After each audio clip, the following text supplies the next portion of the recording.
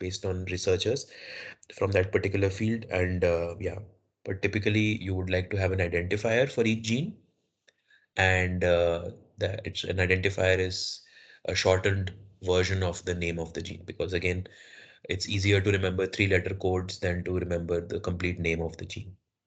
Okay, so maybe I can Yes, start sir. uh, today's lecture. So basically, I'm going to talk about a lot of technologies that led to our ability to sequence lots of organisms and the whole explosion in uh, the data associated with biology. And specifically, a project that comes into mind is the Human Genome Project, and the technologies that it pushed. These technologies are given an umbrella term of next generation sequencing. So, what was the state of the art when? Just give me a second. This thing is not going away. Okay, yeah.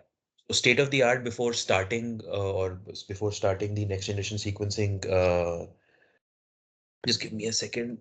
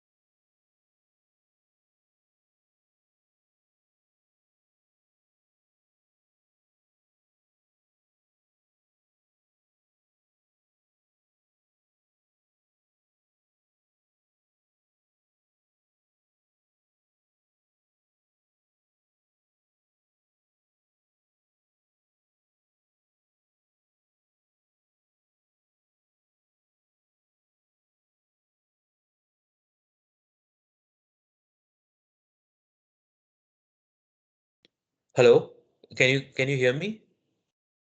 Yes, sir. Yeah, sorry for that.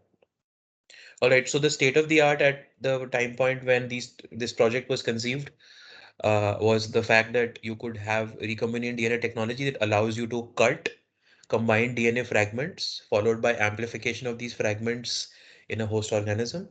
So you had the ability to cut DNA with restriction enzyme. So this shows you, okay, if you have increased concentration of restriction enzyme, you increasingly make smaller and smaller circles because you cut the circles essentially, the original DNA, and then you can recombine these fragments in a vector as shown here. So this is a vector SV40, and you can cut a piece of DNA and the vector, and you can then anneal the piece of DNA in the vector, and then you can basically amplify this vector to amplify the piece of DNA fragment.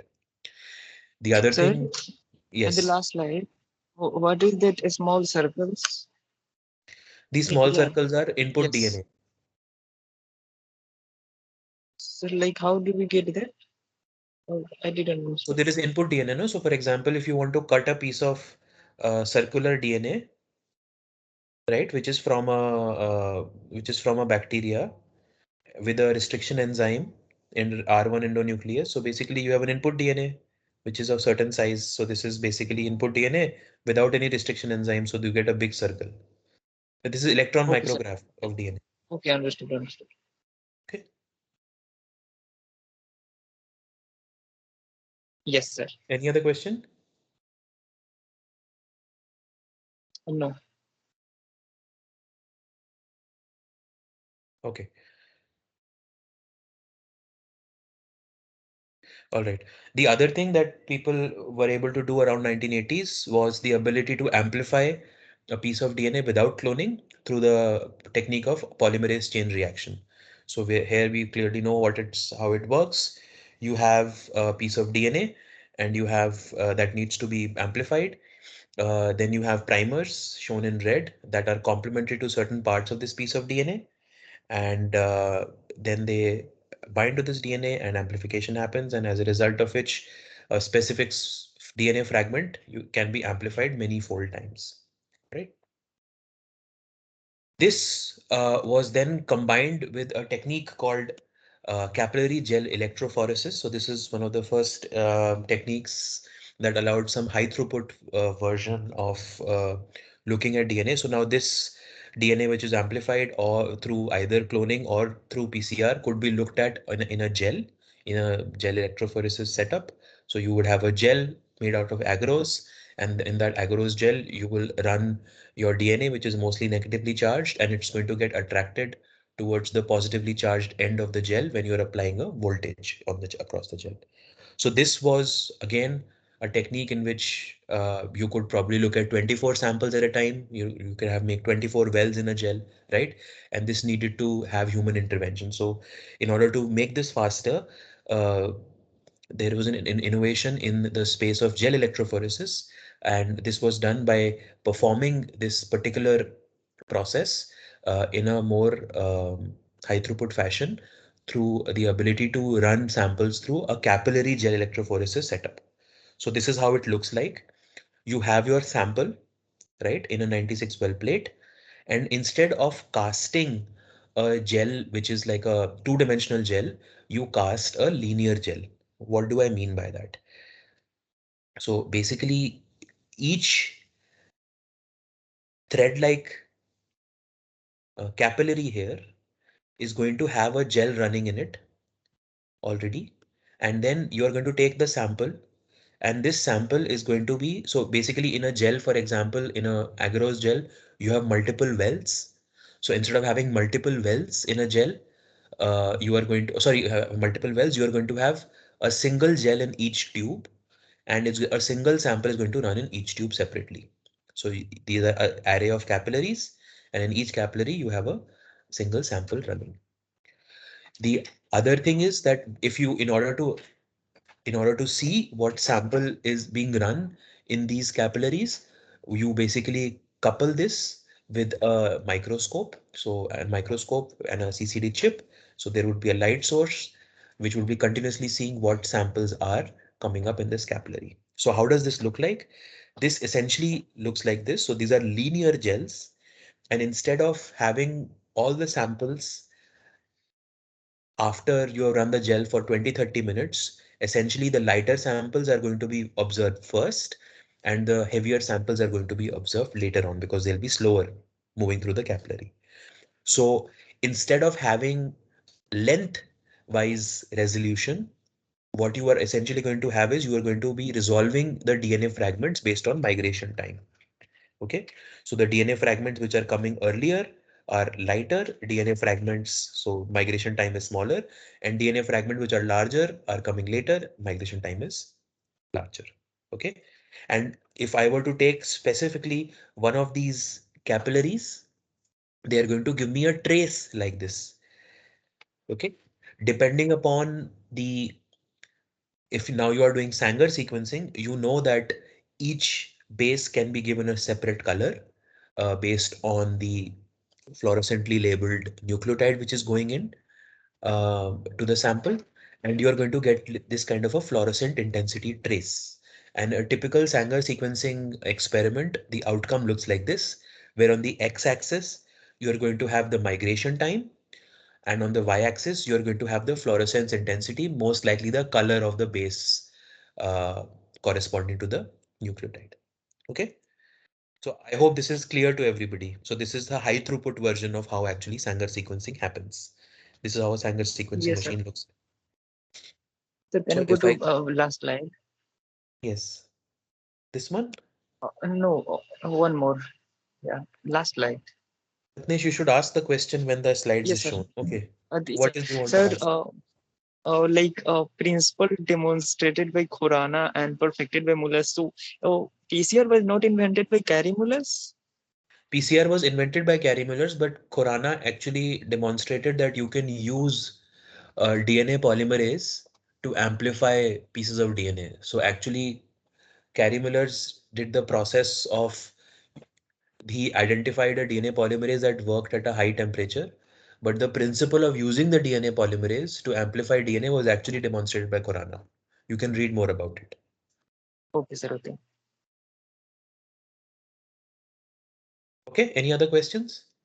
So typically in a classroom, whenever you're taught how Sanger sequencing works, they don't show you how it's actually set up in the machine. I highly recommend you to look at these two videos to understand how Sanger sequencing is actually implemented in practice. It is still a very powerful technique, and these two small videos show you how this capillary array gel electrophoresis runs. One specific point that I want to bring out through this is the fact that Sanger sequencing, in the case of Sanger sequencing, you need a lot of sample to begin with. And typically, the sample that you would be having or running in this machine is essentially going to be something that requires just uh, microscopy. So this is a very high throughput microscopy instrument. Okay. So again, please go and look at it, and I'm going to touch some parts of this process. Okay. So technologies which led to next generation sequencing. So Sanger sequencing, I tend to call it the first generation sequencing or 1G sequencing. The technologies which actually led to next generation sequencing were these: recombinant DNA technology, which I already talked to you about, PCR. Okay. So PCR basically method to amplify pieces of DNA, and they required the ability to synthesize synthetic pieces of DNA, which are called DNA probes. And in 1986, the Sanger sequencing was specifically optimized by Leroy Hood, who replaced radioactively labeled nucleotides, which was initially used in Sanger sequencing, with fluorescent nucleotides, which basically is much safer and was commercialized in the form of this machine. Actually, these machines are from this company Thermo Fisher, which is selling these things commercially. The other thing was the ability to immobilize pieces of these DNA probes on a solid surface. So this solid surface could be nitrocellulose, which is typically used in a Western blotting experiments to transfer proteins onto a paper, nitrocellulose paper, which is positively charged, or you could actually bind pieces of DNA through covalent binding on a piece of glass. Okay. So if you have done that, you essentially are able to the molecules on capture pieces of DNA on in a specific small area. The other thing which came about was shotgun sequencing. This is basically a method to fragment DNA in smaller pieces, amplify it using PCR, and sequence it using any of the available sequencing methods. So at that point of time, Sanger sequencing was available. And then you use a computer to collate these fragments together and piece together these fragments like a puzzle. Okay, so the outline of this lecture is going to be the following. First, I'm going to talk to you about shotgun sequencing in detail, basically walking you through the process. Then I'm going to introduce you to the Human Genome Project, exactly what they were trying to achieve and how they were able to go from sequencing very small bacterial or viral genomes using shotgun sequencing principles and Sanger sequencing all the way to sequencing the entire human genome. Through this process, then after that, I'm going to introduce you to the genome technologies which form your third generation sequencing, which is basically called Illumina sequencing because of the company which dominates the market, and third generation sequencing.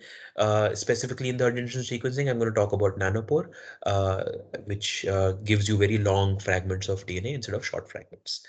And then I'm going to talk about, if time permits, evolution of genome projects, but this is just for your information, not something that I'm going to go deep detail in the class. Okay, so what is shotgun sequencing? So shotgun sequencing is basically shown here. You have multiple cells, right? Each cell has one molecule of DNA. So when I say one molecule of DNA, it is the same molecule of DNA, the same polymer of DNA, which is having exactly the same molecular sequence because you're obtaining it from clones of cells. So when a cell divides, you're going to have exact copy of the DNA that was there in the original mother cell. I hope this is clear to everybody, how you can have multiple copies of DNA. Yes, sir. Yes. Right. So you start with multiple copies of DNA, so have multiple molecules of DNA, and the first thing that you do is you break it into pieces. Okay. Now, once you break it into pieces, this process is going to be random, right? Because you are not using any specific enzyme to do this. You are just randomly breaking into pieces. Then you take one of these pieces, you of a certain size, you amplify it and you perform Sanger sequencing. So when you perform Sanger sequencing, typically what you do is that you take the piece of DNA, you amplify it and you put these chain terminating nucleotides. All right. So as a result of which you would have an initial piece of DNA which you amplify, and then you actually perform this chain terminating reaction, because of which these amplified pieces of DNA, they then give you lots of these chain terminated products, and each product is going to randomly terminate at one of the bases that are that you are using as a chain terminating nucleotide. So for example, whenever you are having ATGC in your sample, right? And the fourth, sorry, you have ATGC, right? And that, which is normal, a nucleotide with a normal OH, but you have OH in the 3' end, which is basically used to amplify, used to form the polydiester bond to polymerize DNA. But you have a T, which is chain terminating, so you do not have an OH at that location, but you have an H or a modification, so the DNA polymerization reaction doesn't happen, and then you will get lots of fragments that are going to be terminating in T, right? Because whenever a T is going to get incorporated, nothing else is going to work. All right, so this is how Sanger sequencing works, but you have to understand that when you are actually running Sanger sequencing samples, you are first obtaining these chain terminated products outside the machine. All right, why is this important? I'm going to come to that in a moment. So did you know this process? First of all, I just wanted to make sure that for Sanger sequencing, you actually need to amplify and obtain these chain terminated DNA fragments outside the Sanger sequencing machine. So this is the first part. Did everybody know this? Just wanted to make sure. Yes, no? Show of So we know hands. about the chain termination, but why outside the machine? I guess that you can tell us. Okay, no, but so this process happens before you actually run a gel. So before you run a gel, this kind of chain terminating reaction happens, and so this leads you to have fragments of different sizes, and then you run these fragments of different sizes in one of those linear samples, right? In one of those linear capillary gel electrophoresis setups. So again, this is a pseudo gel image where each line actually is an independently cast gel, right? And each of these gel is having one of the one of the fragments that is performed, that was undergoing Sanger sequencing. And therefore you can essentially read based on the color of the fragment, what particular original fragment was there, color of the fragment of a specific size. So essentially the smaller fragments are, say, these fragments, right? So smaller fragment here is, let's say, having a T, then the next fragment is having another T, right? So you can read this like this. So there are a couple of questions here that I would like to ask you. How is it that we can break DNA randomly? The second question that I want to ask you is, how is it that we can select a specific size of DNA?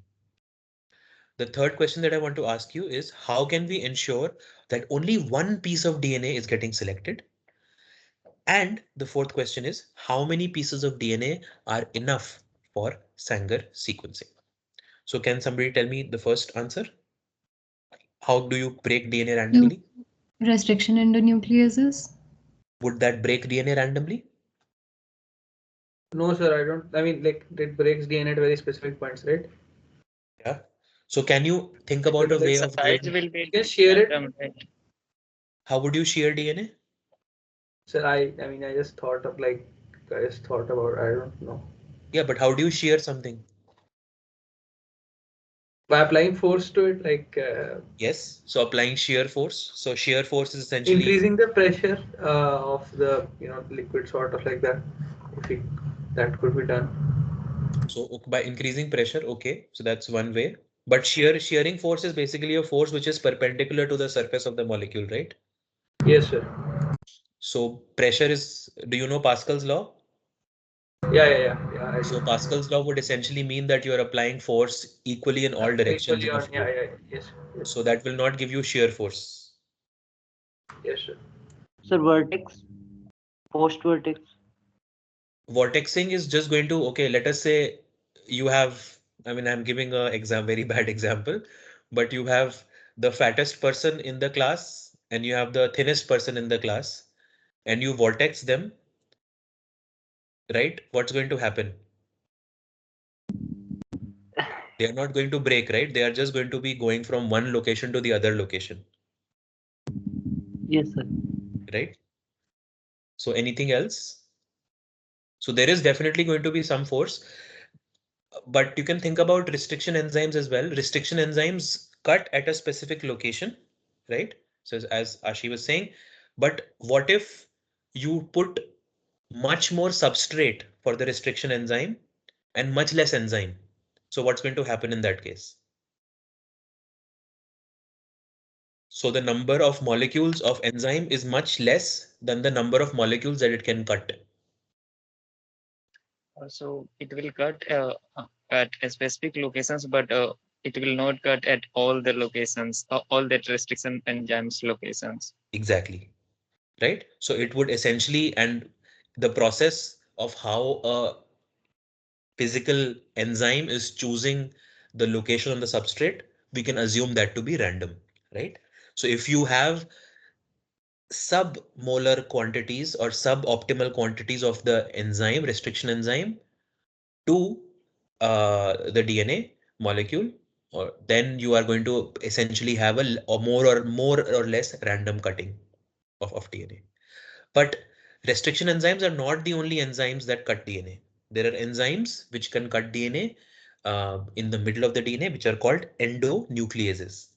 And these endonuclease basically would cut any piece of DNA. All right. And this happens randomly. So this is what researchers showed. You could Said cut restriction enzymes are also endonucleases, right?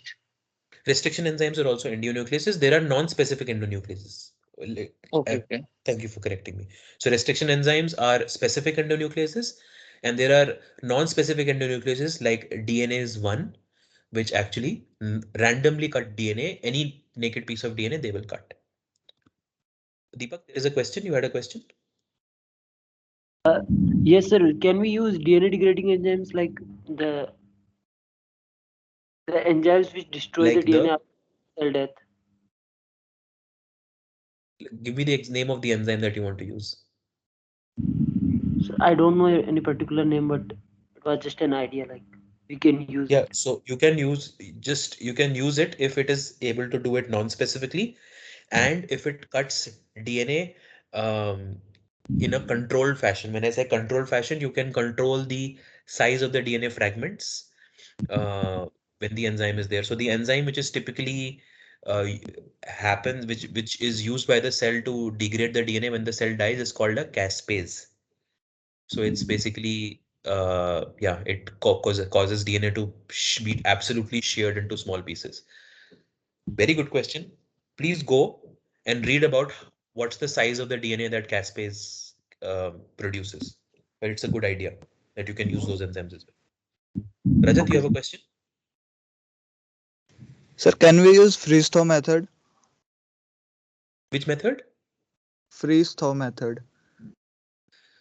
So freeze thaw method does cause DNA to break, but there is like you cannot, it does not make large scale breaking of DNA.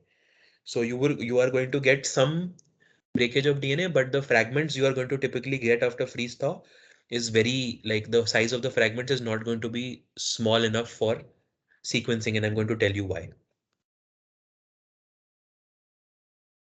Okay, so let's actually go to this question of why would you actually want to have say about 200 base pairs of sequencing, or DNA fragments.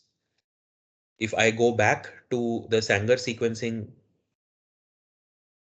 uh, slide, this one, can somebody tell me, if you want to sequence, let us say 10,000 base pairs, and you want to sequence 200 base pairs, what is going to be different in the machine's makeup itself?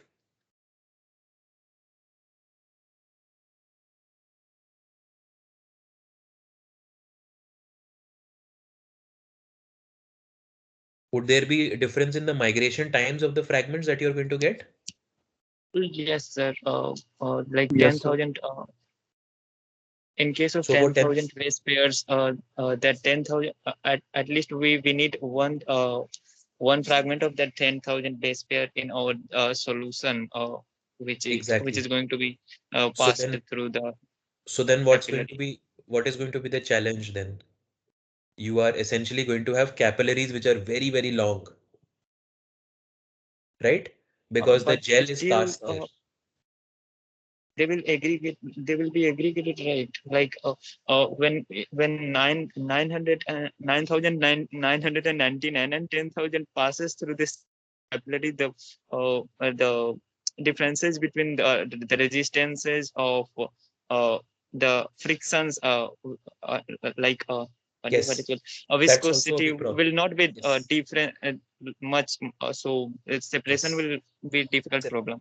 That's also very important. So as you make larger fragments, the separation between the fragments becomes lesser and lesser. So there is almost a sweet spot up to 200 base pairs, up to actually 800 base pairs that you can resolve the nucleotides like single nucleotide differences between the fragments reasonably well. And beyond that, this thing, the separation between fragments becomes not that well.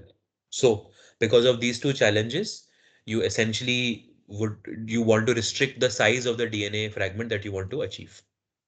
Okay. So in order to do this, people started to use enzymes which are random endonucleases called DNase 1. And around in 1980, they also used the process of ultrasonication, which is basically using sonic booms, very high frequency sound, to create small cavitation bubbles inside the fluid in which you have DNA. And these small cavitation bubbles, they burst and they create ripples that break DNA into small pieces. So this ultrasonication is the method, Dave, that you were saying. It actually causes have has shearing force and breaks Yes, DNA. sir. And this DNase enzyme 1 method is the method that I was talking about, which uses an non-specific enzyme that cuts the DNA. Now, if you have more DNase 1, then you will have smaller fragments because there will be the enzyme will be cutting more. If you have less DNase 1 versus your DNA, then you're going to have slightly longer fragments. Same thing with ultrasonication. If you are going to sonicate for longer time with much higher frequency, much more megahertz of frequency of sound, then you're going to get smaller fragments. If you're going to have lesser time of ultrasonication and lesser frequency of sonication, then their shearing force is going to be for lesser time, and you're going to have longer fragments. All right. So we can break DNA randomly with enzymes and sound. And the reason why we have to break DNA is because you cannot go with long fragments of DNA in one of these sequencing experiments, right? Because it's a challenge to separate longer fragments. The next piece of the question is, how do we select the size of a DNA piece? Okay, because you have all these fragments. Some fragments by default are going to be big, some fragments by default are going to be small, because this is a chemical process, right? Enzymatic process. So you're going to have a distribution of fragments which are long and short. You specifically want to optimize. You want to take all the fragments which are of a certain length so that you can, you know, so you don't want to work with fragments which are too small, because then you are underutilizing your sequencing machine, the Sanger sequencing machine. You don't want to have fragments which are too long because they will not work in your machine, right? So you want to specifically select the size of a piece of DNA. So can you tell me some ideas of how one can do this? If we General perform process. electrophoresis, then with respect to the ladder, we can select the desired size. Perfect. Ratnesh, you also said the same thing? Yes, sir. Okay. So yes, um, this is how people will do it. They would essentially um, they would run a gel and they would essentially cut out the piece of DNA that would be in that region. Just give me a second. I think this slide is missing for some reason. I'll just show, just check here.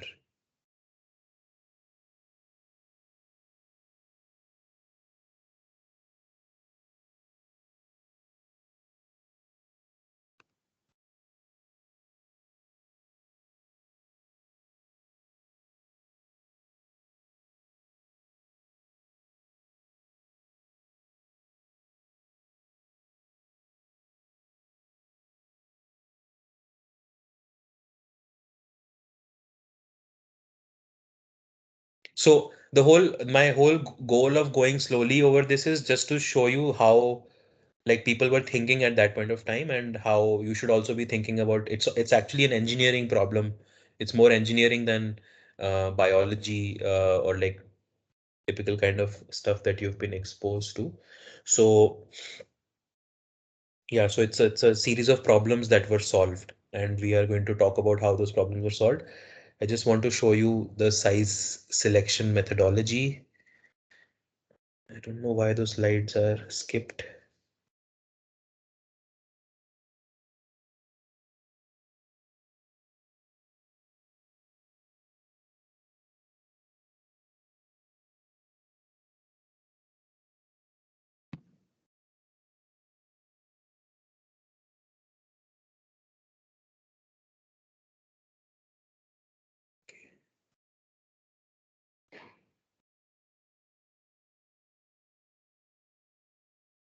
Can you see my screen?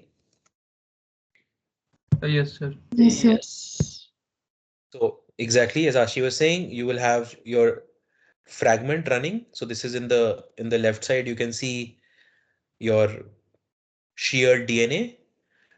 So typically when you are also, by the way, taking a look at your sample's integrity, if your sample is bad, it has degraded, you will see a shear.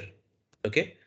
You'll see lots of pieces of DNA. That basically means your DNA is degraded. It's showing you all different kinds of fragments. So when you have these two different ladders running, you can essentially say, okay, let's say it's a 1 kb ladder. So this is 100 base pairs, 200 base pairs, 300 base pairs. This is 500 base pairs. So you essentially here you are cutting between 500 and 600 base pairs. You cut this piece of gel and you do what's called gel extraction of DNA. And then you'll get a very tight um, piece of like a tight size distribution of DNA that you would want to do the sequencing on. There is another method of doing this, which is quite popular nowadays. So when I was doing my PhD, we were actually doing this kind of gel electrophoresis methods. And during my PhD itself, new methods were coming up. Specifically, those methods were to do with these magnetic particles, magnetic beads. So here is the process. So you essentially have a polystyrene small bead which is basically very small in size, a few micrometers in diameter. You coat it with a layer of a substance which is magnetic, typically of an iron salt. You again coat it with a layer of polymer, then you again coat it with iron, layer of something which is magnetic, and then you essentially add carboxylated, uh, a piece of carboxylated ion on the top of the bead. Now, because this is negatively charged and your DNA is also charged, uh, based on certain chemistry that they are able to figure out, which is patented. I can talk more about it. It's outside the scope of the class. But what they were able to do was they were able to actually bind DNA, which is a highly charged molecule, DNA and even RNA, to the bead. Now, when you do that, what you can do is, let us say you have your sample. All right, you mix the sample with the beads. Now all the DNA which is going to be there is going to be precipitated on the beads. Now you take away the everything else that is there in your sample, and as a result of which you are able to precipitate DNA, right? You have a process of actually separating DNA from a sample. Now what they were able to show was based on the concentration of the beads to the input DNA, they were able to precipitate different sizes of DNA. So for example, if you had lots of beads and you have lots more beads than the DNA that you had. The stoichiometry was, let us say, 2.5 fold.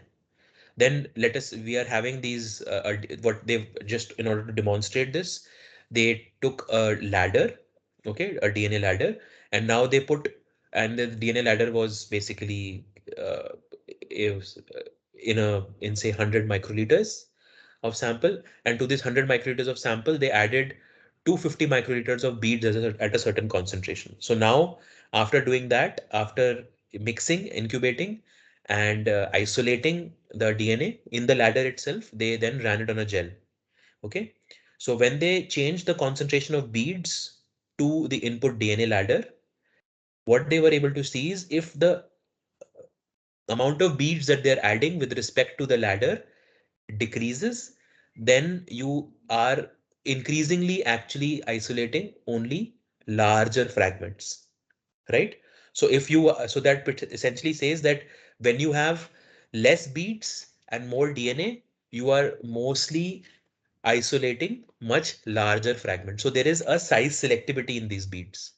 So now can somebody quickly think about a way of using this process to actually, let us say, size select between 300 bases and 500 bases, let us say?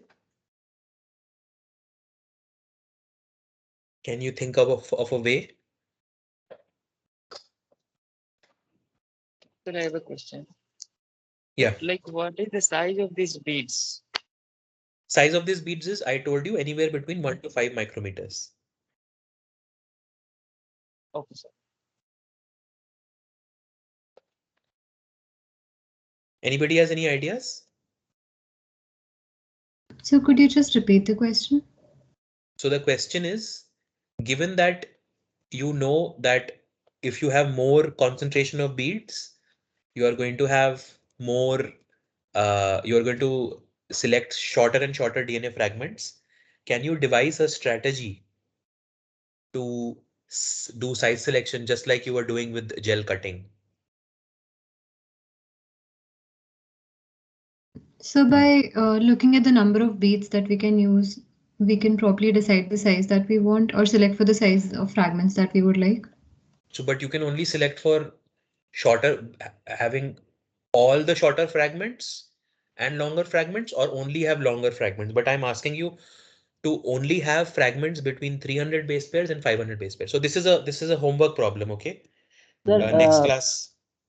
Yeah, Deepak, if you have a solution, quickly tell sir, me. we can use this process multiple times. Suppose first we Yes, so that's the separate answer. 1,000 That's the base answer. pair. Yes, that is the answer. So now I want everybody in the class to think about how to use this process multiple times and come up with an answer of how to do size selection using beads, which are essentially a single, which are putting a single band pass, right? That you can only select beads on a specific size. I'm going to ask you about this question in the next class. All right. So now that we are able to select a piece of DNA, the next thing is how can we ensure that only a single piece of DNA is getting selected? Okay. Here, the idea is to do cloning. So that was the state of the art at that point of time. So the idea of cloning essentially is that you would have a piece of DNA that is fragmented. So typically when you do this fragmentation process by sound or by enzyme, very often you will have what's called sticky ends or DNA sort of damaged DNA. So typically when you are doing this cloning process, you want like to blunt end your DNA to make a blunt ended DNA, which is not having anything sticking out, using the Clino fragment of DNA polymerase 1, which is essentially has the ability to chop single stranded DNA. Then after that, you use DNA ligase to ligate synthetic probes. So you know that what is the sequence of these DNA probes in green, and they get ligated to all the fragments that you have. Now, after ligation, what you do is you know the sequence of these probes that you have had.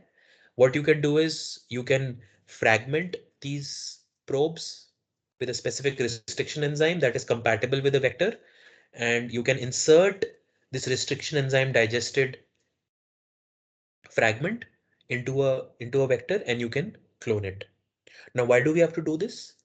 We know that whenever a vector is going to have a specific inserted DNA fragment in this kind of process, you're going to have one DNA fragment inserted in one vector. Is this clear to everybody? Why we are using cloning? So as a result of which, what one can do is one can then transform these vectors. So these vectors are typically called, say, bacterial artificial chromosomes, which have a previously known insertion site that is compatible with the DNA, synthetic DNA probe that you added to these DNA fragments, right? So now you will basically have a library of vectors. So you will have lots of vectors which have lots of different DNA fragments inserted in them. Now you know that each of these vector is going to have a unique single strand, unique DNA fragment inserted in them. And now you're going to clone them in a bacteria and you're going to let this bacteria grow. And then you're going to plate the bacteria on a plate. And then you know that because typically each dot here of bacteria comes from a single cell. So you know that it's going to contain a single cell. It's going to contain all the cells are going to contain the same vector in it. Right? Is this clear? How does cloning ensure that only one piece Yes. of DNA is getting selected and amplified? So essentially, if you pick each of these colonies, right? So this is just a screening colony method. So essentially, each colony here is going to have cells with exactly the same vector and exactly the same DNA fragment. So by doing this, you have effectively have lots of colonies with lots of different fragments of DNA inserted in them and amplified. Because each colony is approximately how many cells? Can somebody tell me on a plate? 1 million. It's about 10 million cells in the case of bacteria. In the case of Saccharomyces cerevisiae, budding yeast, it's about 1 million. Okay. Is this clear to everybody? I'm going very slowly here because these things are essential for building towards high throughput sequencing. Any questions here? No, sir, it's clear.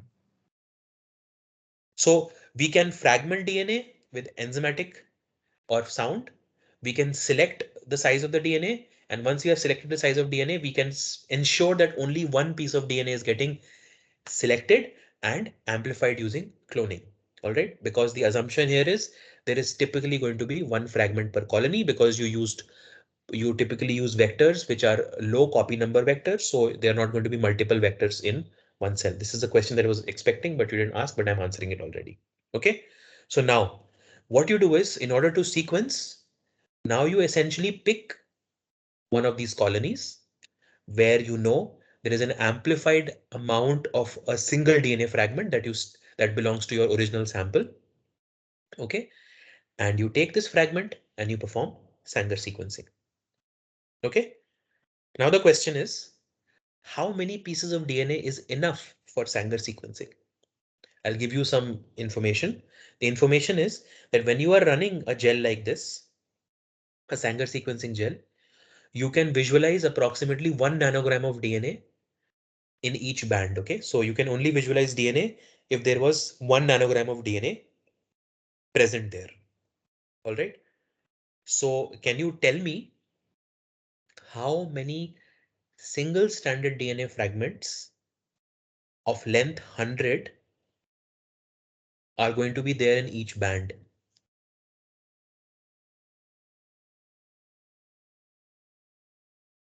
Oh, that we will have to calculate like using the molecular weight of this base nucleotides, right?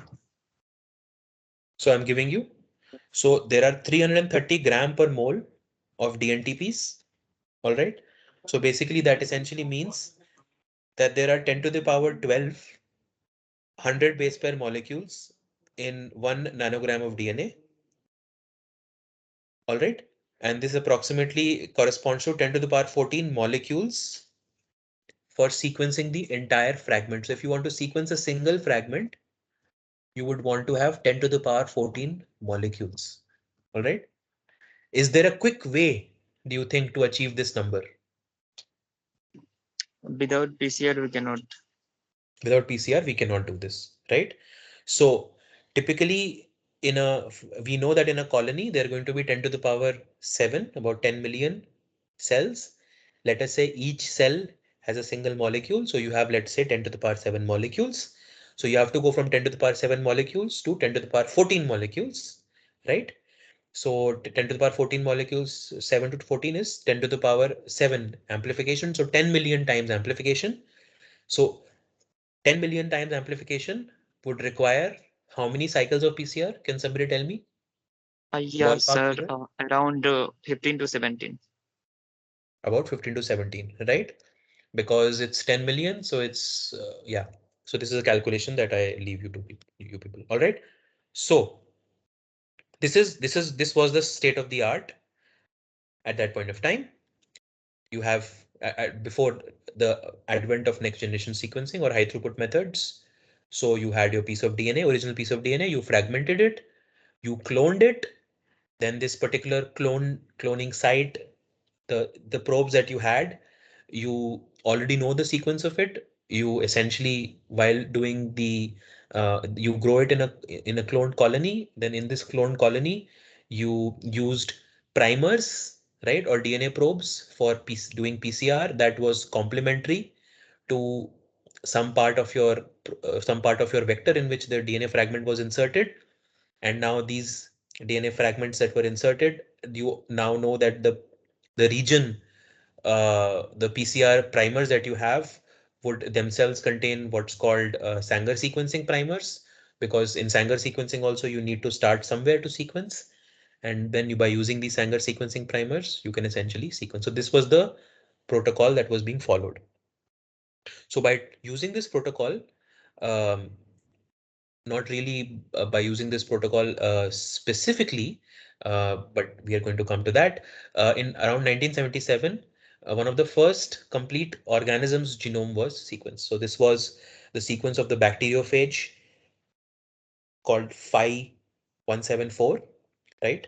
So they were able to fragment DNA by using restriction enzymes, but they were using a cocktail of restriction enzymes, and they were using the amount of DNA that they were using versus the amount of restriction enzymes. The restriction enzymes were much less, so you were able to obtain different fragments.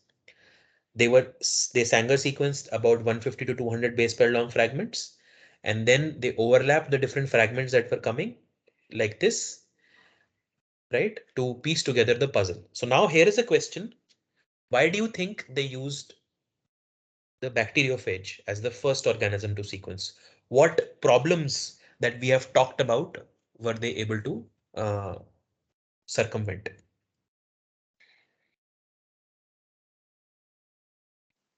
Sir, actually, they may have thought like this is a short DNA. Its genome is short, so Okay, we so can the sequence genome is this. short, so that's the advantage. What else? Sir, I guess the bacteriophage is easy to grow, so we have a large amount of DNA to sequence. Exactly. So they basically, which step did they circumvent out of the 4 steps? If I were to, so out of these 4 steps, so they did break DNA randomly with enzymes. They were able to select DNA by cloning, right? But you remember this is 1977, so they did not have PCR. Yes, yes, sir. Sir, 1985, PCR was invented. 1985, so this is 1977. Oh, okay. Yeah. Okay, so this is why there were initial genomes that were sequenced were either bacteriophages, small viruses, or another DNA molecule that I'm going to ask you a question about. So class is almost ending, so I'll just um show you that slide. So basically around 1977, when they were able to do this, around 1979, there were computational strategies which coined the term shotgun sequencing. So in 1979, this paper by Starden, they coined the term shotgun. So shotgun essentially means the process of taking the whole DNA of an organism. You shotgun it, basically you break it into small fragments into a suitable vector, that can be cloned. Ideally, these cloned fragments would be about 200 base pairs because that was the length of the sequencing gels. So before this automated capillaries, they were casting like large gels, like 1 meter long gels. So they could basically, that was the limitation there. The clones are then sequenced and the computer is used to collate the data. Collation process involves searching overlaps in the data. The 5' end sequence from one gel or one lane should be similar to the 3' end of a sequence from another lane. Okay, so just like a puzzle, you would be overlapping fragments over each other, and you will be overlapping these fragments multiple times to obtain to make the complete sequence. All right, so similar to bacteriophage, the next Sir, uh, yeah, in 1979 Stardon paper, they just proposed an idea that this can be done, yes, or they were performing experiments. no, this is just an idea. So this was the first paper which actually talked about how a computer can be used to do this process, and that's why this is very important paper in my eyes, because yeah, it was one of the first demonstrated use of bioinformatics, especially in the realm of sequencing. And this led to another paper where they actually applied this technique. They used here, they randomly fragmented DNA using DNase 1, which is a non-specific endonuclease, as I said. They fractionated the DNA fragments by size, cloned them in a single stranded phage vector. So it's also a phage, so you can amplify them. The clones were randomly picked to provide a template for sequencing by dideoxy chain termination method, which is also called Sanger sequencing. And then this technique was used to sequence the complete EcoR1 fragment of the bovine mitochondrial DNA. Now, can somebody quickly tell me why did they use bovine mitochondrial DNA?